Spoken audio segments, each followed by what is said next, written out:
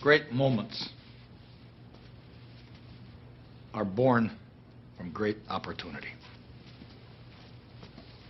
And that's what you have here tonight, boys. I'm talking about we're beaten. We're not beaten. I'm not beaten. We're in this game. Anybody here tired? No. Sonny, Not tired. Holt, I'm just warming up, Sheriff. Connor, I'm ready, John. Bertie, you with us? Yep. Good. Because the Rangers are starting to breathe through their mouths. The strides are getting shorter. Do not give these guys too much respect. They didn't pull a dog sled, did they? No. Didn't skate the river, did they? No. This is our pond. Now Cameron Hughes gets the ran over the line. Clean pass for Morrison across. The shot, they score!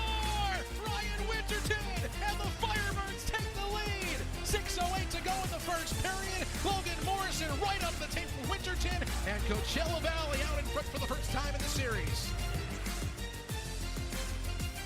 You know they just want you to bleed, right? I'm here to do whatever they need me to do. You know, if they need me to bleed, then I'll bleed for my team. Let's go. Pretty boy. Let's go.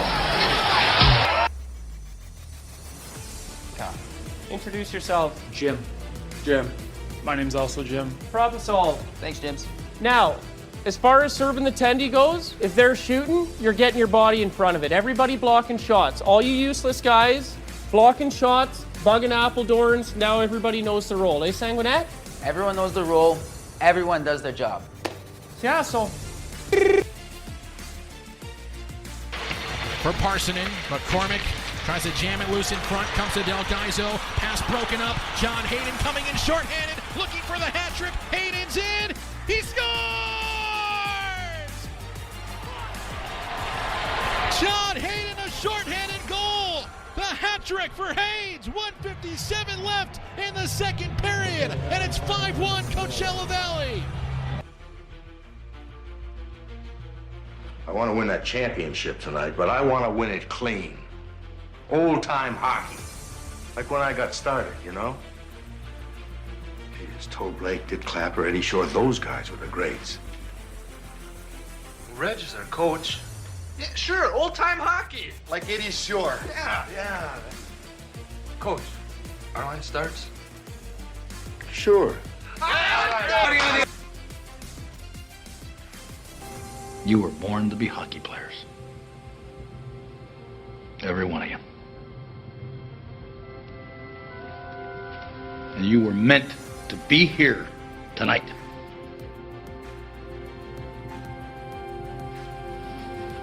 This is your time.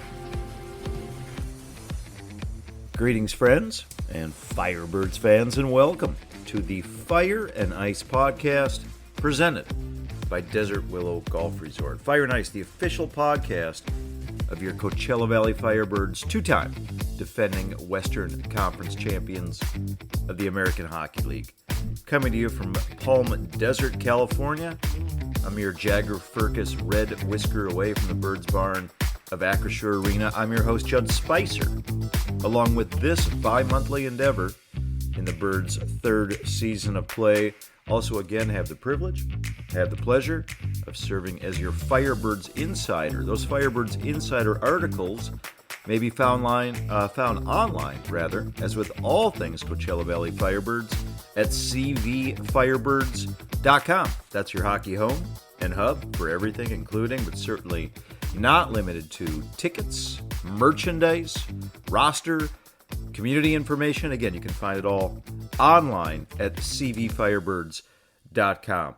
Per the presenting sponsor of this endeavor, Desert Willow Golf Resort, also right here in sunny, if not occasionally windswept, Palm Desert, California. Love a good putt-to-puck segue. Go tee it up over at DW, slide it on over Cook, jump on Varner, just about 3+ miles away from Acrisure Arena, home of the Mountain View and Fire Cliff courses, two excellent plays that you're going to find over at DW. Also home to the awesome and on-site Palm Desert Golf Academy for all your swing, lesson, and tutelage needs. You can check that out for everything from daily clinics to signature golf schools. Get those tee times online. Check out the Palm Desert Golf Academy at desertwillow.com. Entering the home stretch of the season, friends, and not alone on this episode to discuss as much. We got a media roundtable. I'm going to call it a late season media roundtable, maybe a deep season media roundtable.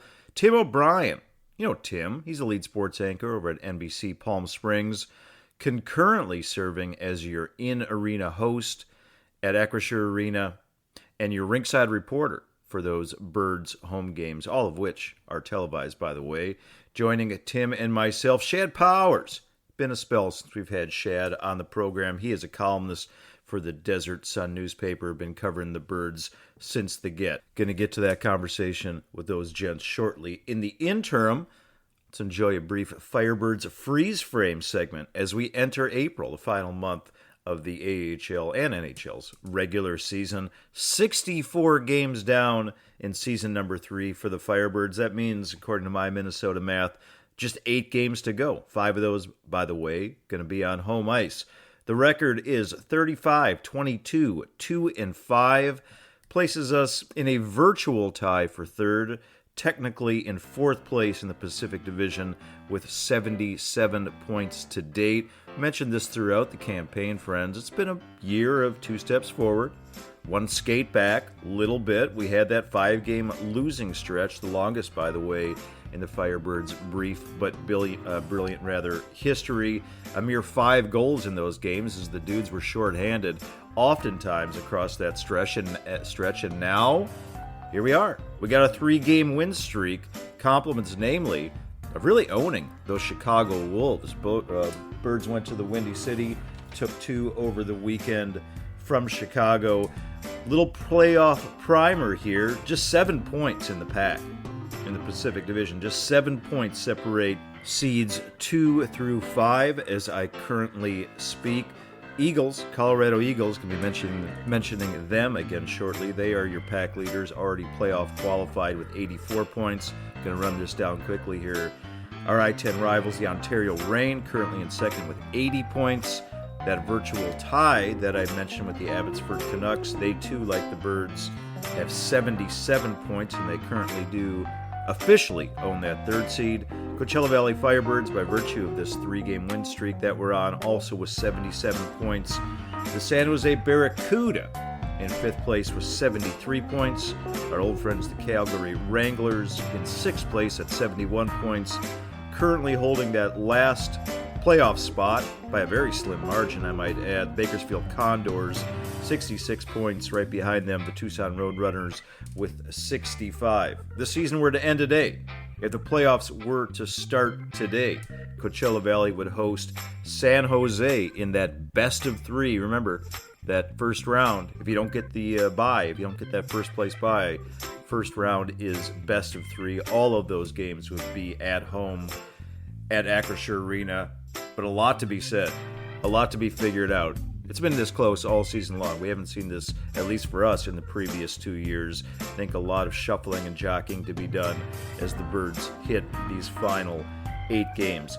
Per the schedule upcoming, mentioned those very good, very tough Colorado Eagles. They're going to be joining us tomorrow night, Wednesday, April 2. That's a 7 p.m. puck drop.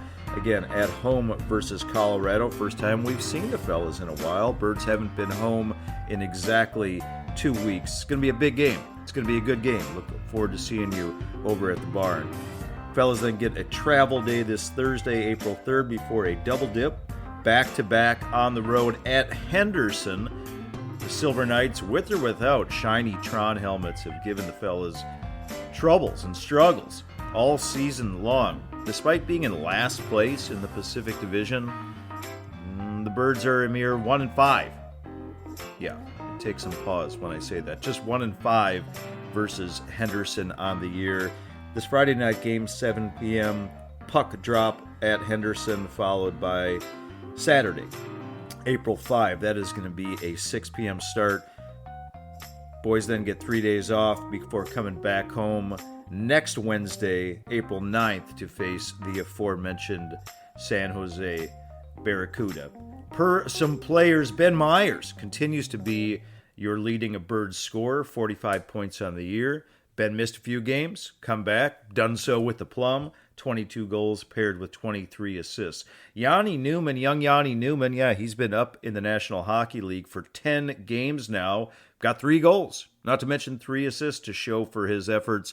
We'll look forward to seeing Yanni back here in a Birds jersey come the close of his campaign with the Seattle Kraken and come the close of the Kraken's season. They have already been eliminated from playoff contention. Yanni with 41 points still has a team-high 26 goals. That is matched with 15 assists.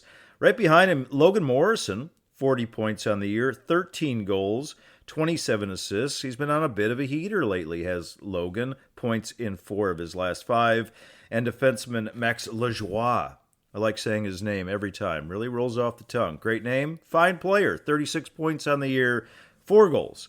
Matched with a team-high 32 assists.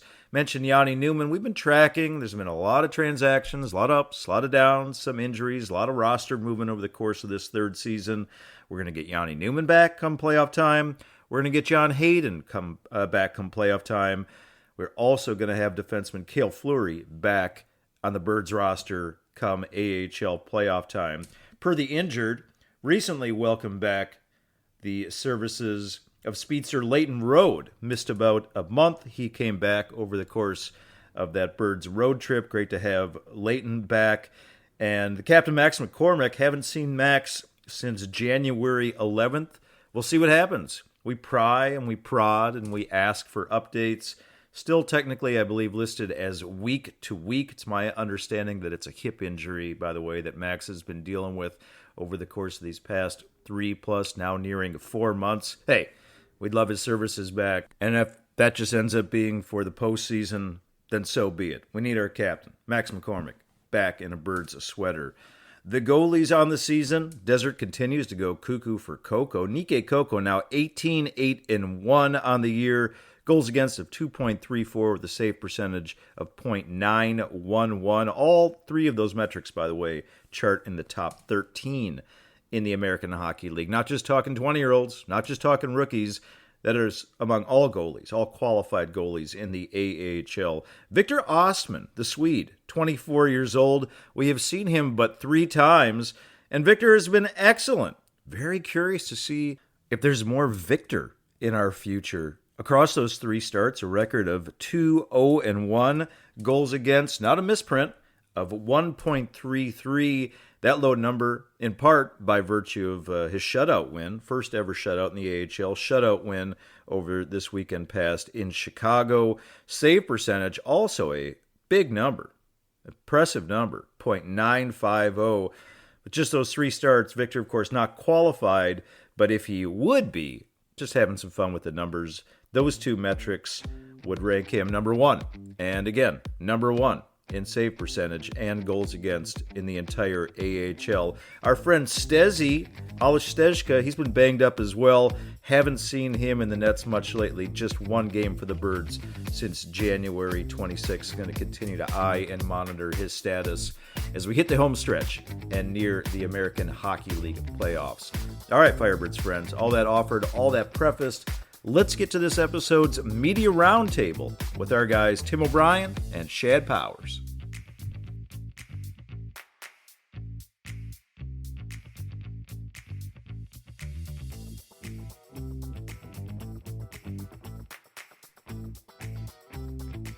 All right, Firebirds flock, as prefaced, not alone on this episode of the Fire and Ice podcast, presented by, Desert Willow Golf Resort. You can double your pleasure on this late season, deep season media roundtable. We welcome, or I should say welcome back, our guy from NBC at Palm Springs, where he is the lead sports anchor. You also see him zipping around Acrisure Arena as both the in-arena host and the ringside reporter, Tim O'Brien, back on the Fire and Ice podcast.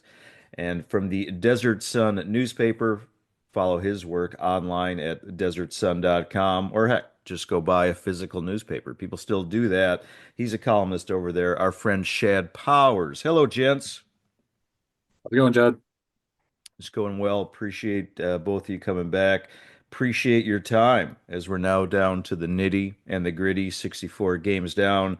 A mere 8 games to play as we wrap up the third season of Firebirds hockey this April. 5 of those games are at home starting this Wednesday night versus the first place Colorado Eagles. Good team, tough team. We'll get to more on the Eagles shortly, but let me start with this.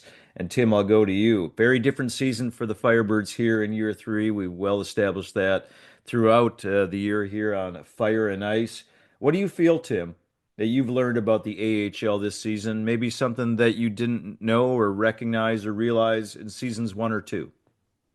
Yeah, first off, Judd, Shad, good to see you guys. Thanks for having me on. And you know what? It's funny is I think it's what we've learned is what we already knew, if that makes sense. There's a lot of turnover. What we had in the first 2 years was not the norm. All right, a veteran heavy team they bought to get off to a good start as an organization and get things rolling. And then you see here in year 3, it's just a complete different animal. A ton of turnover, a ton of rookies, ton of guys that you didn't know who the heck they were from the start of the season that form their own kind of personalities for the fan base. So I think we knew that was the case, and we're finally seeing it. The good thing is, and I know we'll get into this here in a minute, the good thing is that they haven't really lost a whole lot in terms of where they are in standings and where they want to be in the playoffs. So it's just fun. It's cool to see that the transition happened and they can keep up with it.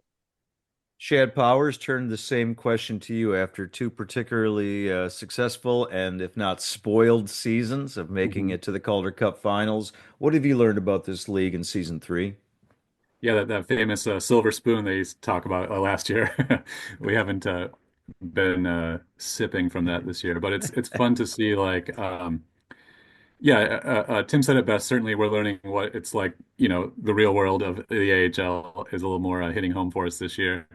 I think where it like really manifests itself in watching a game to me is those moments where you like really need a goal or you need something to happen to turn the momentum.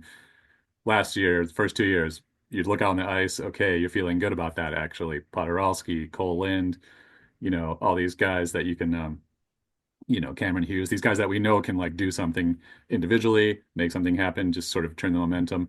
Now, when you look out on the ice, you're like hoping for that to happen from a 20-year-old or a guy who's not a prolific scorer, and we just don't have that like depth of confident scoring guys out there. And that's, I mean, of course, that makes a difference, but also, that's something that we hadn't really seen, and it wasn't really like a palpable notion until we actually saw it in action this year. That's kind of where I feel like that obviously lack of veterans or having a younger roster, it really like shows up. Yeah, and to both of your points, excellent points at that. I mean, at one stage of the season, it was a little bit earlier. It's been a spell, but the Birds were really struggling on the power play, and candidly, it was a little tough to watch. It was a little disheveled, a little disorganized.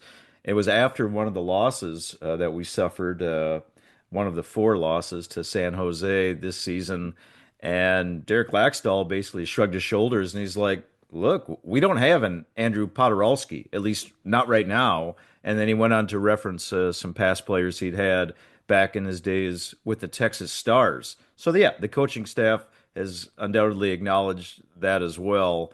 For me, I feel like, and this goes to Tim's point about the ups, the downs of transactions, which have been far more adamant than we saw in the past 2 years, whether by way of guys getting called up, guys getting called down. There's been more injuries to deal with this year. I feel like I've paid a little more attention, albeit as a Minnesota Wild fan. I know some people listening will take issue with that, but paid a little more attention to what the Kraken have been doing because it's affected the Firebirds so much more. And we realize that they're the big daddy. We serve at their pleasure. Our purpose is to develop players for them.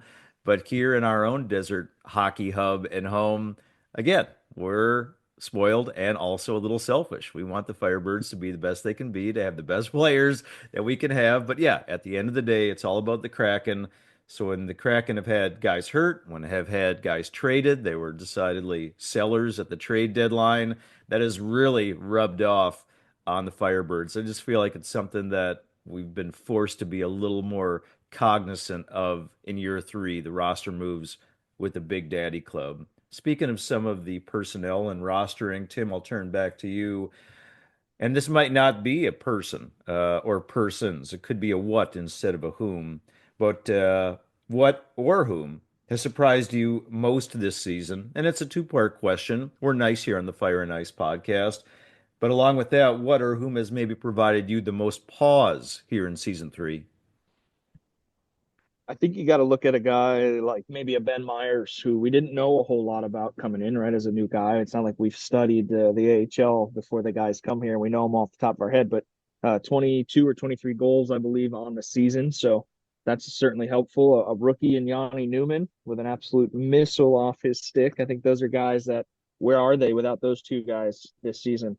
And that's even with Ben Myers getting called up multiple times. So those two have really give you some hope on offense when they're on the ice. You feel comfortable. They give you that, maybe that little bit of Potsy or Cole Lind or Cam Hughes feel that, that good things might happen. In terms of a little reservation or pause, I don't know. I don't want to call anybody out. I just feel that there are certain aspects. I can start with myself. I feel like I lost maybe a little step running up and down the stairs in the arena.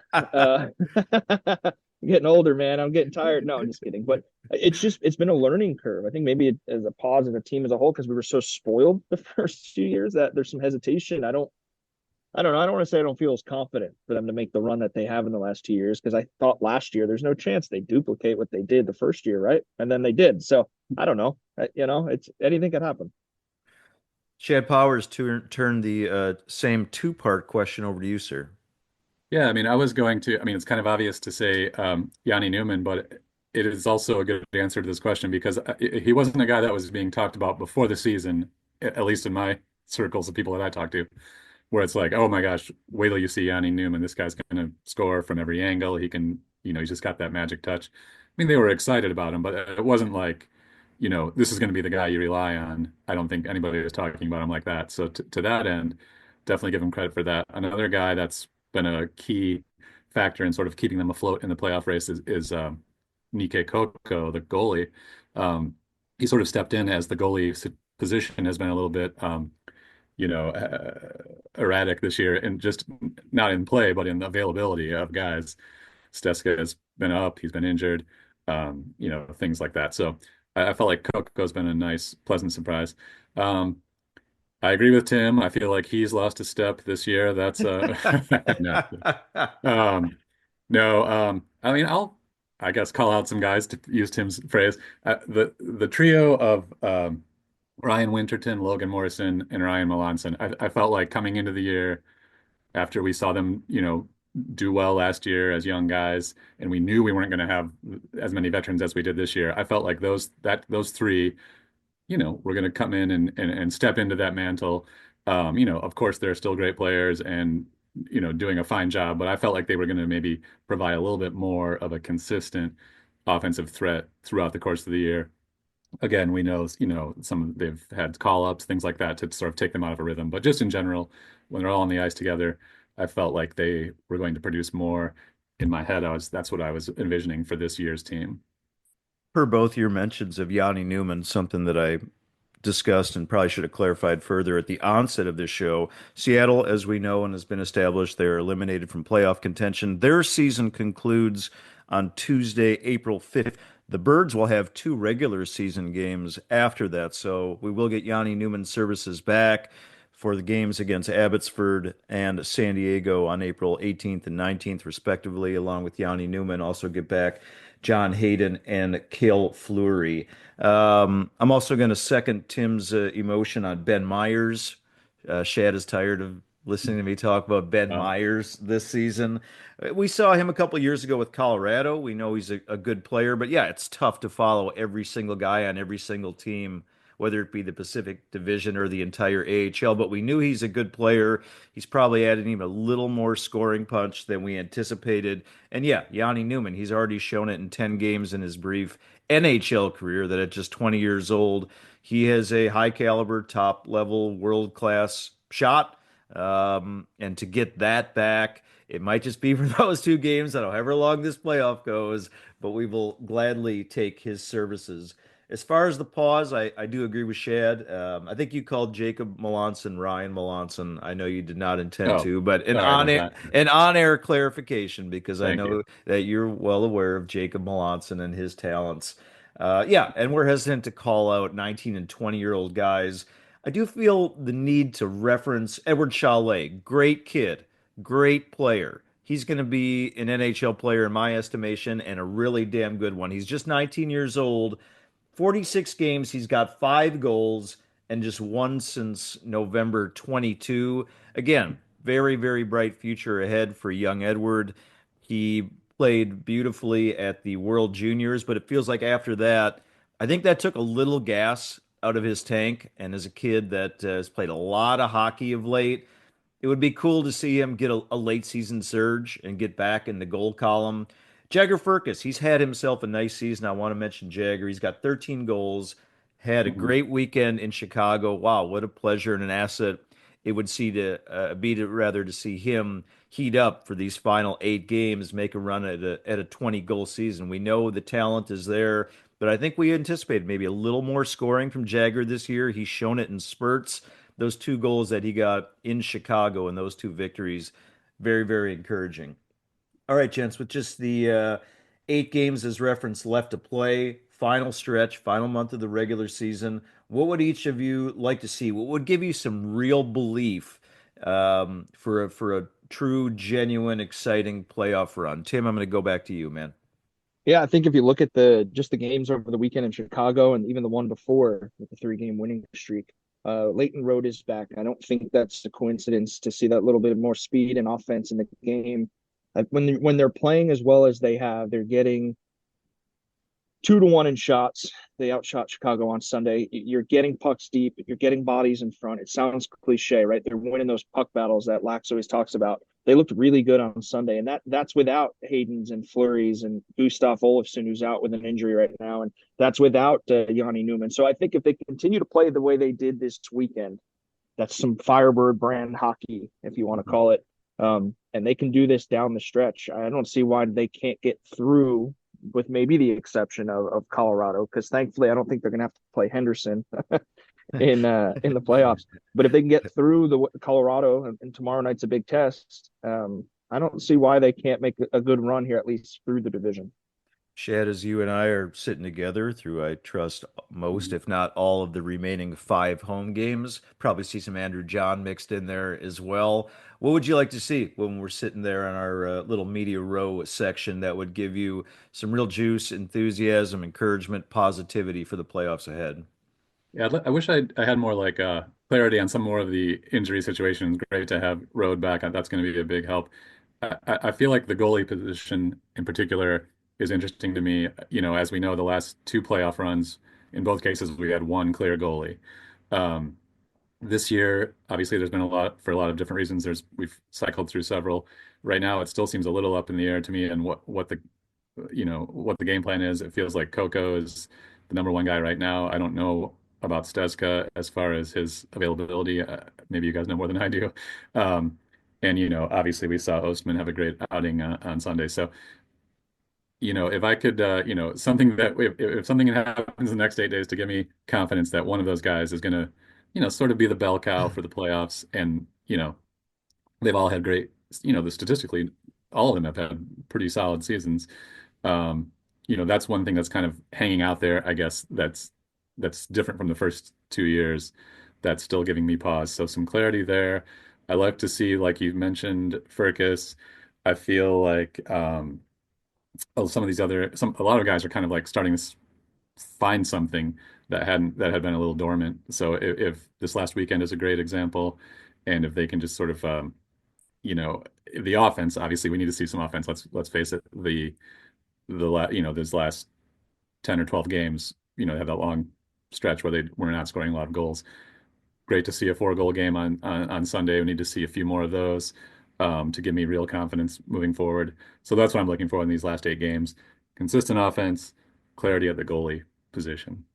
Yeah, and per Shad's goalie point, we decidedly recognized that Dan Bilesma had a postseason preference. In year one, Joey Decord played every playoff game.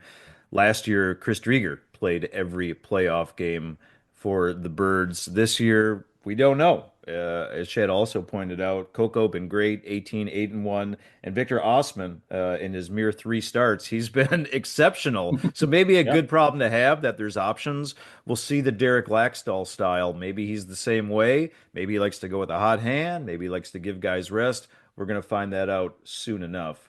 Friends, you're tuning in to the Fire and Ice podcast presented by Desert Willow Golf Resort. Late season media roundtable. Tim O'Brien and Shad Powers are my guests.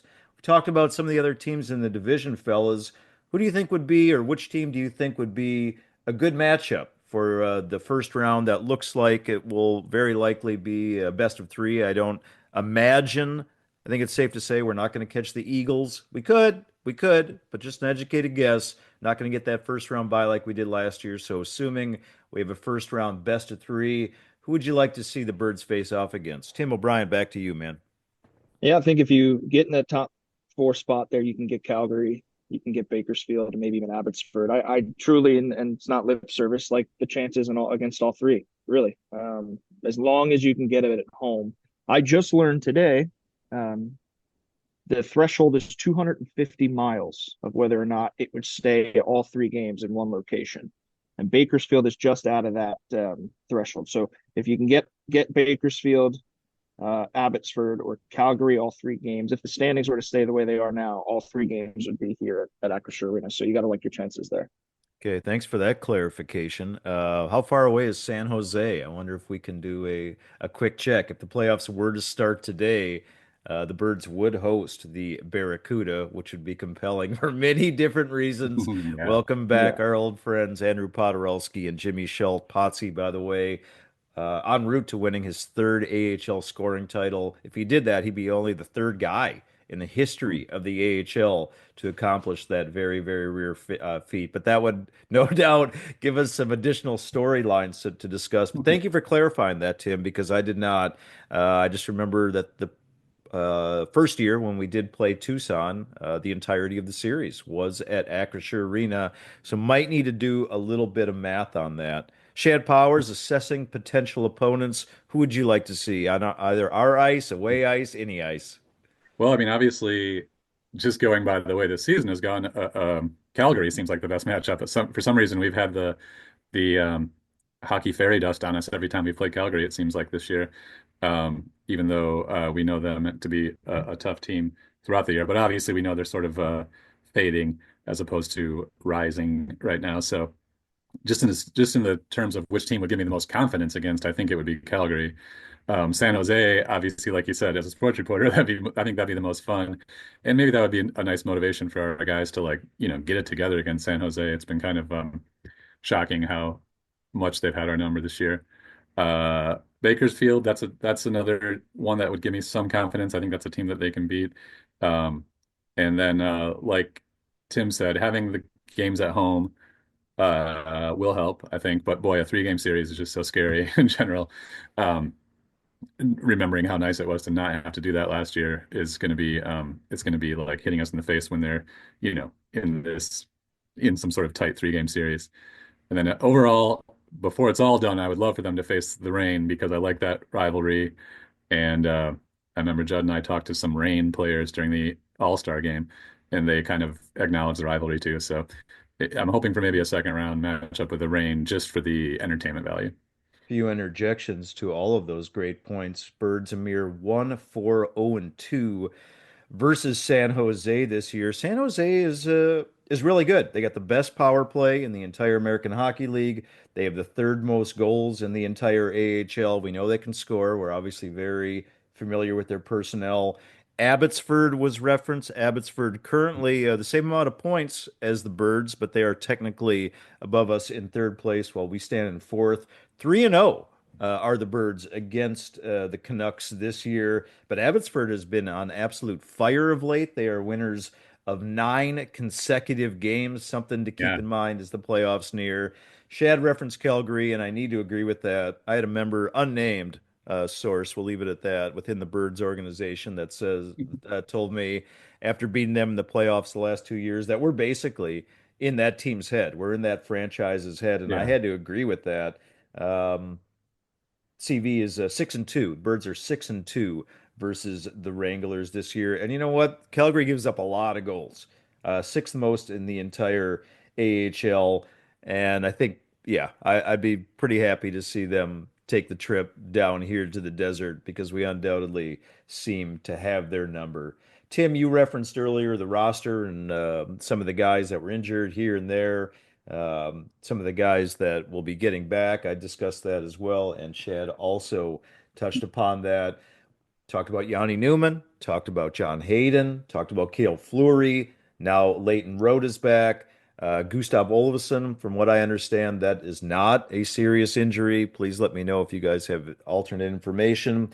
Max McCormick has not played since January 11th. Can only hope, fingers crossed, that, hey, whether it's the playoffs or whatever we can get out of our captain, that he comes back. But looking at those guys added to the roster as it currently stands, what's your confidence like in the playoffs? How far do you potentially see this team going? Tim O'Brien, back to you, man. It's one of those mysteries in the beautiful sport, right? Look, I mentioned just before, I think we can get through the division. If we find a way to get that experience level, nitty gritty, play Firebirds hockey, they can certainly take down Colorado. I'm confident in that in a 5-game series. I don't know too much about the Western Conference as a whole, the other division, but um, could we strike gold 3 times to get back to the Western Conference final? I don't know. I mean, shoot, that's not easy to do. But I'm confident they can get through the Pacific Division. I am. Shad Powers, given that we will have some personnel additions, I should also add here that at least the 3 teams that I mentioned, still some things to be decided undoubtedly in the NHL playoff chase. But San Jose, Calgary, Abbotsford, akin to the Seattle Kraken, all of those teams looks like their Big Daddy clubs are going to miss the NHL playoffs, meaning that as we get guys back, those teams, they too will be getting personnel back. Again, it's tough to follow every team in whether the division or the league, but assuming that we get, hey, 5, 6 guys back on the roster as it currently stands, what's your thought about how far this team might be able to make a run? Color me less confident than Tim. I'll say that that much. If I'm being honest, even with all those reinforcements, which will of course help, and we did see moments during the year when a lot of those guys were here and playing together, and they did look strong. I just, I don't know. I just have a worry, and I also feel like some of the other teams are better than. And I'm talking about the Pacific Division right now. As far as trying to get out of that, I feel like there's more good teams in the Pacific Division than there has been the previous 2 years. Um, so to do a hypothetical, let's say Calgary, then Ontario, then Colorado, that's that's some tough sledding. And I think when we play those teams, Ontario and Colorado, in my mind specifically, when I look on the ice and it's a 2-2 game in the third period, I just feel like you know, they have the guys that are more guys that are more confident to score or do something magical than we have on the roster right now, confidence wise. And then again, the goalie situation, I think the other teams have more stable goalie notions going into the playoffs. So all those things add together, not to be a negative Nelly, but my confidence level is not high about winning the Pacific Division. Of course, they could. Anything can happen, of course, and it wouldn't take an anything can happen scenario. This is a good team that can win games, but if I'm being honest, I feel like this year's run is going to end short of a Pacific Division title.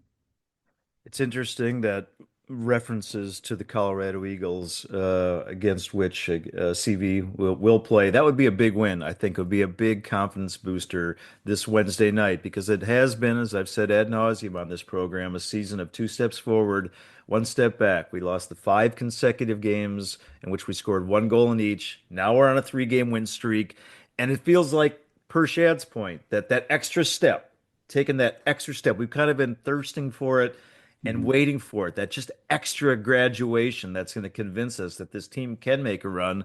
Wednesday night is a night that could happen. Further reference to Ontario, and Colorado, both of their parent clubs, the Kings and Avalanche, respectively, they are currently in the NHL playoff picture. So they may not get the reinforcement that the other teams would get. But I'm kind of with you guys. I mean, it sounds like what we're looking at is, hey, can we get back to that Pacific Division Finals? And if so, will it likely be against a very, very good Colorado Eagles team? I'd have to say yes. I mean, Colorado, they're a monster. They lead the league in goals. They check very well. They goaltend very well. They play on the puck very well. I had one scout tell me he too shall go unnamed on this program, that their season, the Eagles' season, has not been all that much about development. That they have played a lot of veteran dudes in lieu of playing a lot of the younger guys and letting them develop. So this Eagles team, which we have faced in the playoffs before a couple of years ago, very taut 5-game series that of course we won.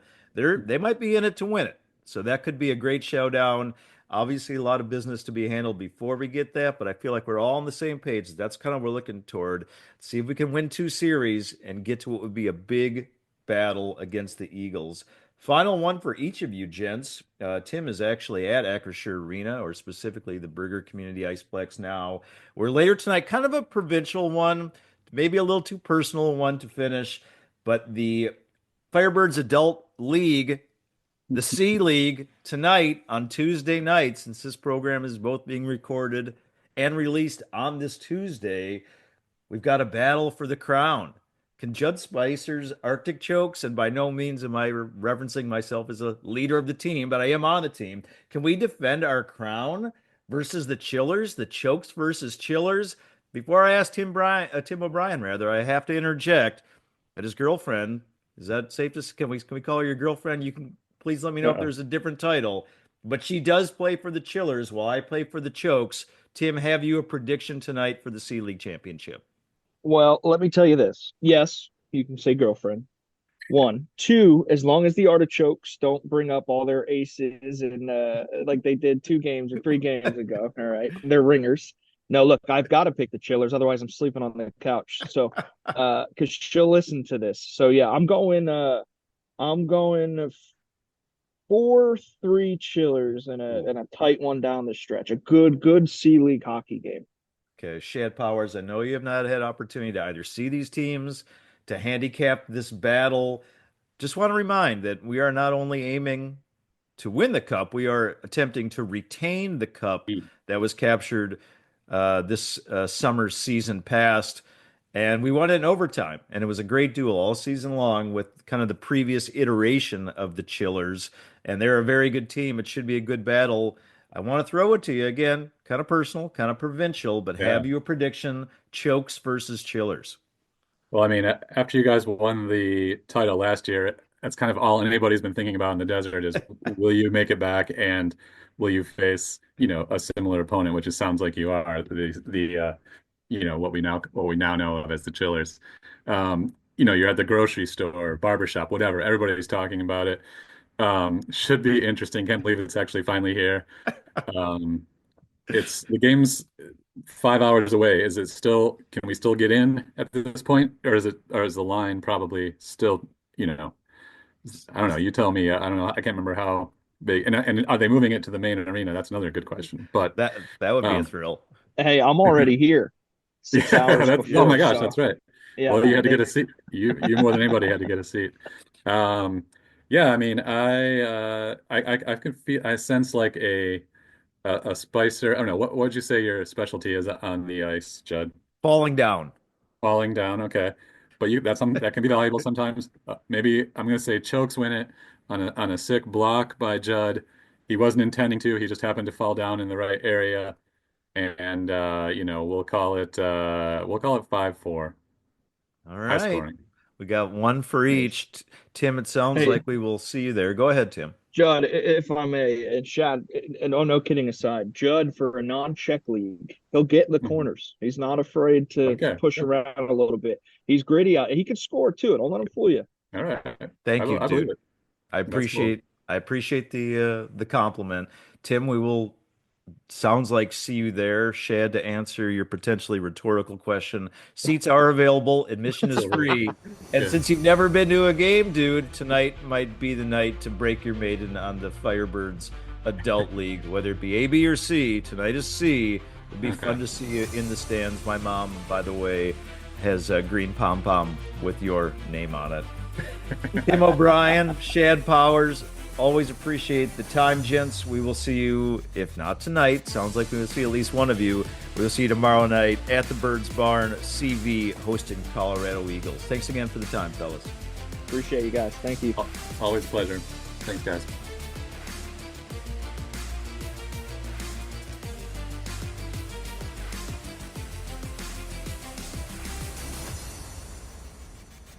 All right, Firebird Squad. Just going to wrap it up for this episode of the Fire and Ice podcast presented by Desert Willow Golf Resort. So appreciative of your time, your interest, your ears, all your continued support of this endeavor. Equal appreciation goes to this episode's guest for this late season / deep season media roundtable, Tim O'Brien. You can check out Tim as the lead sports anchor, of course, on NBC Palm Springs, or you can go see him running around and screaming and shouting and being nice to kids and doing giveaways as the in-arena host over at the Birds Barn of Acrisure Arena. You can also watch him on the telly, not just on the news, but as the ringside reporter for all those Birds broadcasts of their home games. Shad Powers, continue to read Shad's work as I am personally want to do at desertsun.com, or heck, just go buy yourself a tangible, handheld, physical newspaper. Appreciate the time of Tim and Shad. Equal gratitude goes to the presenting sponsor of this endeavor, Desert Willow Golf Resort, right here in Palm Desert, California, just 3+ miles away from the Birds' home of Acrisure Arena. Make it a great putt-to-puck day. Go tee it up over at the Mountain View or Firecliff courses. Great time to play, by the way. Yeah, it's been a little gusty of late. As the season starts to shoulder, the events, those peak season events, start to abate a little bit. But the weather remains rather agreeable, if not idyllic, throughout much, or hopefully, fingers crossed, the entirety of April. Such a great time to play golf in the desert, and you should be doing so at Desert Willow Golf Resort, whether it be the Mountain View or Firecliff course. 36 awesome holes over at DW.